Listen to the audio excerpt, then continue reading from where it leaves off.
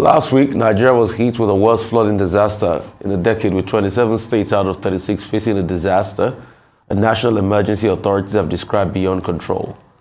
The widespread flooding caused by extreme rainfall, the release of excess water from the dam in neighboring Cameroon has left 1.4 million Nigerians displaced and claimed 500 lives. The Minister of Humanitarian Affairs, Sadiya Farouk, explains that Nigeria will collaborate with Cameroonian government to find a lasting solution. Arise correspondent Punarmam Benjamin reports. Floods have continued to wreak great havoc in Nigeria. In recent times, over 600 people have died as a result of flood disasters and leaving more than 1.4 million people displaced. Properties worth billions have also been destroyed. The statistics reeled out by the minister is chilling. Thousands displaced, injured and homes destroyed, and over 100,000 farmlands underwater. Experts say this is the worst flood disaster in Nigerian history. To avoid a recurrence, the Nigerian government is asking state governments to invest in emergency awareness. Once we have displacement, you have to evacuate people to resettle them somewhere. As you mentioned, yes, many of our people will not want to leave their ancestral homes, but it's inevitable that they will have to leave until such a time that these floods are no longer there, and then they can go back to their communities and they will be supported to rebuild their homes. But for now, once you're affected, of course, you'll be looking for rescue. That is the next thing that you want, and people will be rescued and be, settled somewhere for the time being. Amidst allegation that the federal government did not do enough to alleviate the suffering occasioned by the flood, these government officials tried to defend the government. The information saying that the federal government is not on the field or anything, we are in every state of the federation. Relief has gone to every state of the federation. General Adeboye Obasanjo, the Nigerian Army Engineer Commander, was able to mobilize some boats for search and rescue operations, but he needed to be able to know the perspective from the air. What are the communities that are cut off? Which area will the boats need to go? This is not the first time flood will cause disaster in Nigeria. It certainly isn't going to be the last. Will the country use the lesson learned from this to prepare for the future? Not many think so. Punarman Benjamin, Arise News.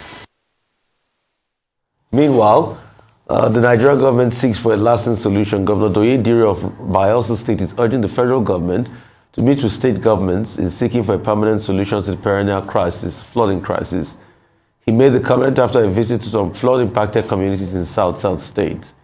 So joining us now to show from Bayelsa State as we discuss the unimaginable disaster that hit the country is Udengs Eradiri, Special Advisor to the Interim Administration of the NDDC, Niger Delta Development Commission. Welcome to the show, sir. I'd like to ask you. Yeah, Dr. Abati and Rufai. Good morning. Good morning. Yeah. It looks as though the people of the Niger Delta have been forgotten and nothing has been done. The popular east-west road has been cut off. Places in Bayelsa are inundated with flood. Schools had to shut down last week, I understand. But we have not seen much relief for the people. What is going on? Okay, first of all, I have actually seen firsthand the devastation that the flood have done. I saw it in 2012. And I was, a few days ago, part of a rescue mission on the East-West Road. The flooding is a global phenomenon. The disasters as a result of climate change on various fronts is affecting the world, and Nigeria is not immune to it. The only difference is that in other parts of the world, the leadership actually prepares the minds of the people, evacuates the weak and the elderly, and provide for succor while the flooding and devastation is going on. I won't totally agree that government have not done anything. I think where the problem is a coordination of governments across board. I expect that the federal government must work in consonance with agencies like NEMA, NDDC, and state governments working together. That way, they would have been able to achieve more success than what we are seeing today. In the states, the Bayelsa state governor in recent times have been on the field. He has been providing succor to the people. He has been providing food. It may be overwhelming, but recently we heard him say 450 million naira was approved as first phase, expecting that more money will come. Rivers State government have provided $1 billion to support the people of Rivers State. I don't know what Delta have done, but I think that they too should be acting in that direction. But I think that it would have been far-reaching if the agencies are working together. The NDDC on this part have already, before 9 September, I had written to the minister, intimating him about how we need to be prepared for the flood. And as I speak, the MD have actually approved the flood remediation action, which in no distant time, those resources will be released to the department, and then the activities will begin. Note that this is going to take some time. This is because if you understand the pattern of the flood, it starts in the northern states, ravage Kogi, and after 3 weeks, it begins to flow down. In fact, the bulk of the flooding is collected by Bayelsa before it goes to the Atlantic Ocean. So this is just the beginning. So whatever agencies, if they were working together, it would have said now that the Bayelsa state government is doing something to cushion the effects. As that is going down, the next agency is bringing whatever it has so that we can sustain it along the 3 weeks to 1 month that this process will last. And immediately after the floods have receded, then the reconstruction process begins, because the East-West Road is entirely gone. You can't access Port Harcourt. I'm actually caught up in Bayelsa. You can't access Delta. In fact, if you go there, I was there yesterday, I will be there today. I'm getting ready to move jet skis to that place so that we can use it to support those who are trapped in the bushes. There are a lot of people that have been swept away because of the heavy currents that the flood is coming with. We are not even going to be talking about the losses around wildlife and animals within the Niger Delta. Everything is completely gone. Some communities are totally submerged. They are living on the roadsides. And so this, for me, is an opportunity to call on the agencies, especially NEMA and the disaster ministry. That ministry must begin to coordinate the activities together. This is not time to play politics of party. This is when we must work together to save Nigerians. And I think that with the little that everybody is doing, we can aggregate that. Then we look at how to be more prepared. Look at states like Kaduna. Kaduna State, from time, prepared these people. They informed them. They made sure that they moved people to higher grounds. They also cleared some of their waterways to allow for this water to flow freely. If states copy from what Kaduna have done because of the leadership that have been provided, probably the effects would have been less. So for me, this is not when we should be throwing blame game at either federal, state, or agencies, but to wake everybody up. For those agencies that have not been able to show their presence, if we had life rafts and life jackets, life rafts and emergency teams on standby, we would have been able to save the close to 20 lives that have been lost on the East-West Road. So what we are saying is that Nigeria should up their game, and the Ministry of Humanitarian and Disaster Affairs must coordinate the activities of all the agencies in order for us to bring succor to Nigerians. Okay, Comrade Udengs, I get the point you are making about coordination, collaboration, cooperation. However, a group called Watchdog for Progressive Ijos, I think I read a statement they issued, calling out in particular the Niger Delta Development Commission, which you serve as special advisor to the interim administrator, Dr. Effiong Akwa. One of their points is that the NDDC, being an interventionist agency, is not doing anything in the face of this colossal disaster. In fact, a former president of the Ijaw Youth Congress, maybe a factional leader, as it were, he's even accusing Dr. Akwa of truancy. He's saying that the man doesn't even go to office. Will he even know that the flood is going on? By the same token, the group Ijaw Progressives Group, WIP, also called out NEMA, called out the Ministry of the Niger Delta, called out the Ministry of Humanitarian Affairs, which you just mentioned.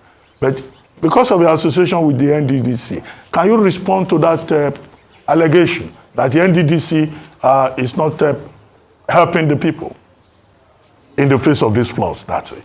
Okay, while I was explaining, I just talked about the steps that have been taken with respect to collaboration between the ministry and the NDDC for the flood.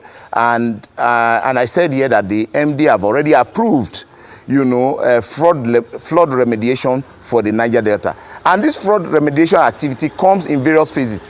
There is the medical aspect of it. There is the humanitarian aspect of it, where food and other items will be given to the people. And of course, there is a reconstruction aspect of it.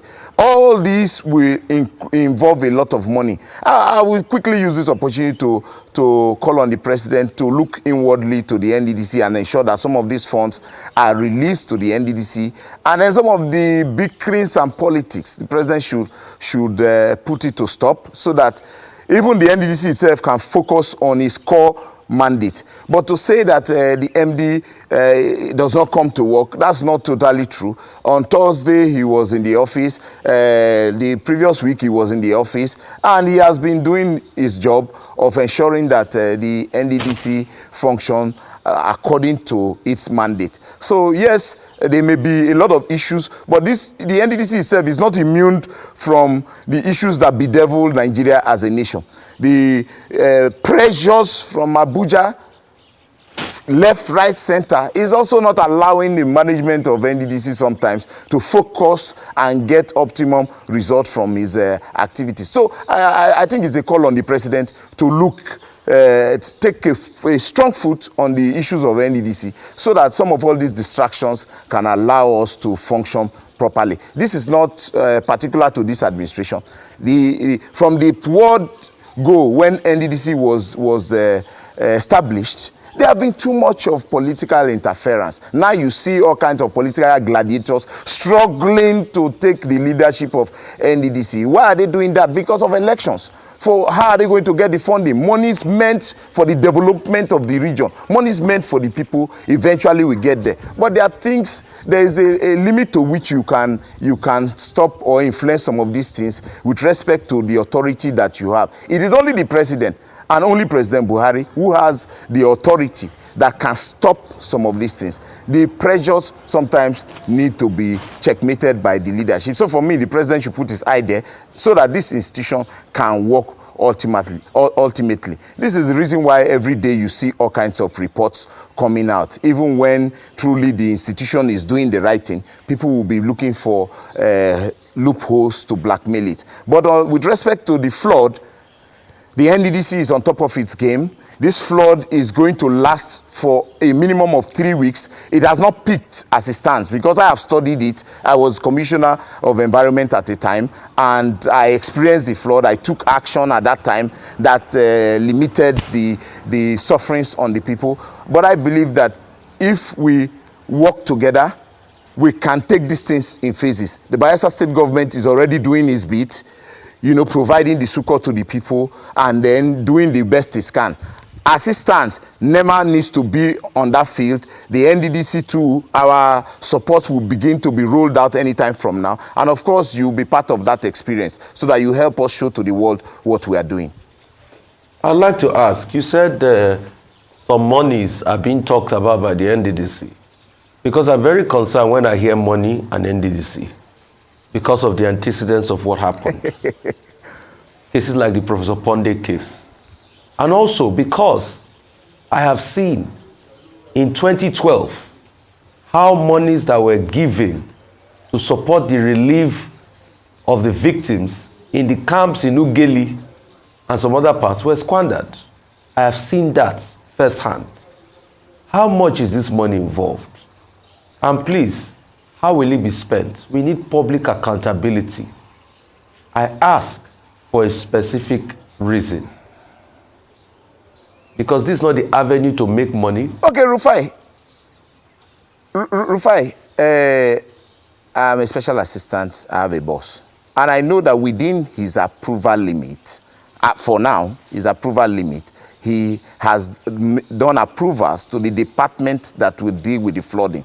But you see, when we keep talking about this, how much has he done? Corruption. How much has he done, please? No, I'm not in a position to say how much, but I was there when the approvals were done. You see, I'm an aide. When the directors are talking to the MD, you only stand and do your contribution. I can't go and be reading the lines, but I know that approvals have been done, and I was deployed particularly to come and assess the situation. In that process, I also had my own experience. And as I speak to you, I've been cut off with other aides of the MD who came in to assess, and then we can look at how many IDPs from River State to Bayelsa to Delta, and then focus on how to get our materials there.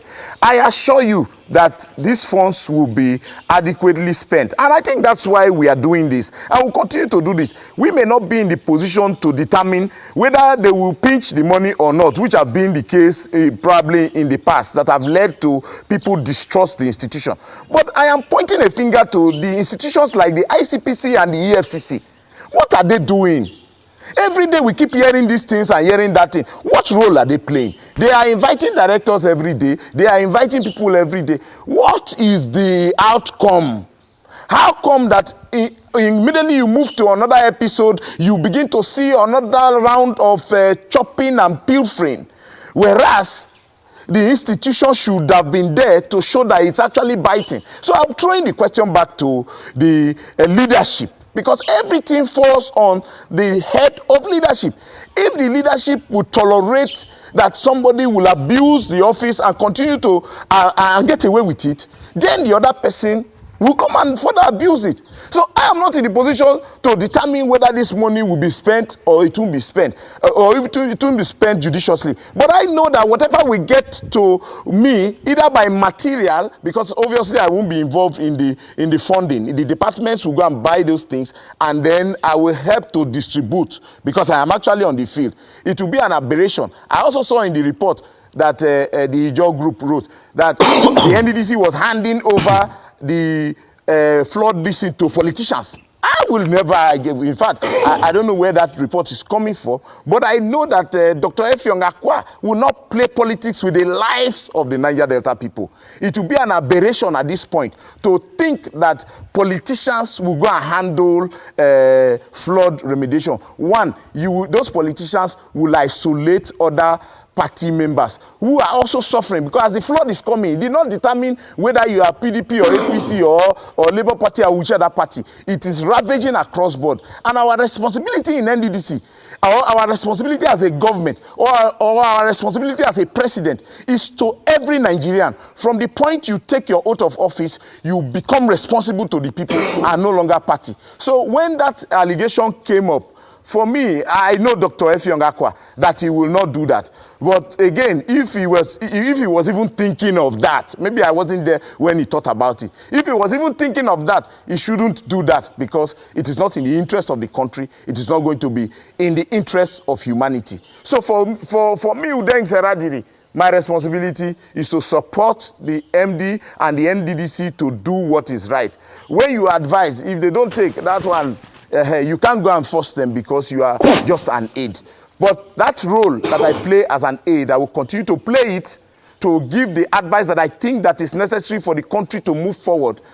Whether they will accept, that depends on the individual. But I know that Dr. Effiong Akwa will not play politics with the lives of the Niger Delta people. I have seen firsthand people losing their lives. I have seen firsthand and participated in saving lives. As I speak to you, I will be moving to that place again to try to do what I can to save lives. So I'm calling on NEMA to come, bring the life rafts. We need life rafts, we need life jackets, we need small boats that we can use to battle the current on that place.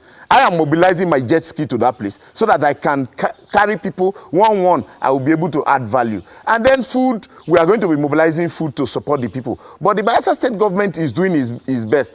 I am caught up in Bayelsa. So I am monitoring what is happening in Bayelsa, part of what is happening in Rivers State, and part of what is happening in Delta. So I've seen that the Bayelsa is doing their bit. Where by the time they have exhausted what they are doing, the MDDC will fill in that gap, believing that NEMA also will fill in its gap. So within the 3 weeks period, the people will have succor consistently. If all of us now begin to send everything now, they will finish it and then stay in hunger for another 2 weeks. So I think that's why I was called on collaboration. If we had collaboration, then it will be properly coordinated by government for the benefit of the people. But above all, Nigerian government and state governments must think of flood remediation, preparation for it. There is so much sand now in the waterways. Before, you didn't have sand. So when the water comes, there is enough room to accommodate the water. But now, the sand have taken virtually the entire space. So when the excess water comes, it floods everywhere. So if we take out the sand by means of dredging, the water will have its pathway.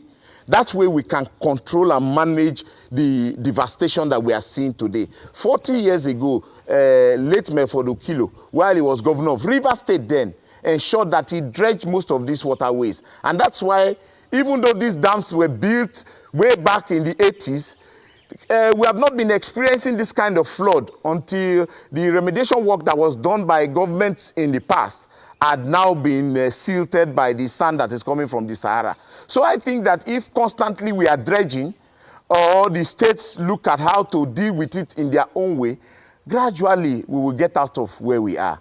But I assure you that the NDDC will come to the rescue of the people of Niger Delta. Well, Comrade Udengs, well, you've been Commissioner for Environment. So you've made some recommendations to the federal government, but some people say that part of the problem of flooding beyond Bayelsa, generally in Nigeria, has to do with one, climate change and our lack of preparedness for climate change. Second, our failure to provide the basic infrastructure. We couldn't even construct our own side of the bargain with regard to the Lagdo Dam that the Cameroonians built. And then three, the general carelessness of the people when it comes to issues of the environment. As someone who has been in that space for a while, what are those concrete long-term measures that you think we need to take so that rainy season next year, we don't begin to have this same conversation again? Okay, Uncle Ruben, see, I agree with all the issues you have raised. Indiscipline on the part of our waste management practices. Even as I speak, people are still throwing their waste into the drainages.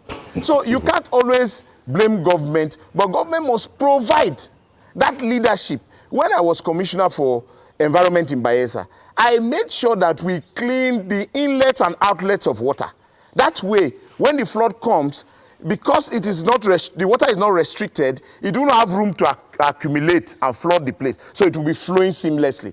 If we do that, and we ensure that we clean our drainages, when the rain falls, the water will move out. Sundays, I used to walk around the town, and in fact, I will tell you a story where I got to a church, and on that Sunday, their drainage was so dirty. I just stood in front of the church and was looking at them. And then because the pastor was looking at me, everybody looked at me. I now asked them, which God are you people serving here when cleanliness is next to godliness?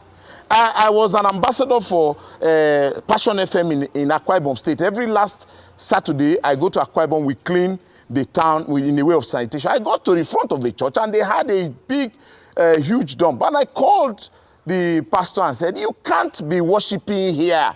And this is a call to churches and mosques. Our responsibility to society is to ensure that we, first of all, show by example and ensure that our people do the right thing. We instituted mobile courts to try and jail people. So if you know that your neighbor was jailed for 2 hours or 1 hour or 1 day, you will ensure that your drainage is cleaned. So I know that, yes, there's climate change, but we need to take action as a people. We need to be responsible as a government so that when the effects of climate change come, it will not be as a result of our negligence as leaders. So I agree with you. I had taken the steps when I was in government. There were limitations because sometimes you have to, Uncle Ruben, you understand, you have to go an extra mile to convince your boss who is inundated with a lot of issues and political issues here and there for him to focus and agree with you sometimes and give you the approvals that you require. If I got the approvals that I required, I would have probably got a water master's equipment that is an amphibious equipment that will be able to walk around Bayelsa and look at all the flashpoints and clear those areas. I hope that they are listening, and I will be communicating as I usually do via my Facebook. Instead of throwing tantrums to me, Udengs Eradiri, is to pick the things that I have said and see how we can use it to the benefit of our state. As I speak, we need to even look at how our building codes, we must look at them. We can't be building houses because in England they build houses like this, so we must build houses like the same way. No, we must look at our environment and then inculcate this flood and all these things that we experience in order to design our own building codes for us to avert some of these things. So for me, it is a holistic approach by an informed leadership. The leadership must understand, and this goes back to the people. Who are the quality of persons that we select as our leaders? If this is what we are suffering. When you take 4,000, you take 1,000, you take 2,000 for election. This is where leadership is required. Real quickly, has anything been heard from the humanitarian ministry? Have you heard anything from the humanitarian ministry as regards this? Not yet, not even NEMA, because I was on the road on Thursday. I was there yesterday. I will be there today. I expect that NEMA and humanitarian ministry should be on the road with life rafts. I mentioned life rafts. Look, there's flooding going on in Australia. The difference is that you can see that in Australia, in America, in London, in Europe, the relief agencies are moving around with boats. You see them setting up tents. Cameroon, I saw a video of Cameroon with tents, makeshift houses with canopies and the rest. That's what we expect the ministry to be doing here. We understand that their focus is in the north. But please, when you say humanitarian disaster ministry, it also affects the south. You can see the disaster going on. And right now, food cannot move from one point to the other. We don't want to sit down and be looking at our people die as a result of hunger when this ministry and agencies are there. So while NDDC will be doing its part, the state governors are doing their part. We expect that the federal government, through the ministry, is present. And if they are present, you'll be the first to see, because I know that Arise TV has been on that road every other day, risking their lives on canoes and the rest. If they were there, I'm sure that their focus would have been on the activity of the humanitarian agency. So the minister may have done the approvals, but she needs to provide the supervision required, because as a leader, you get what you supervise. Thanks. Thank you. Thank you very much.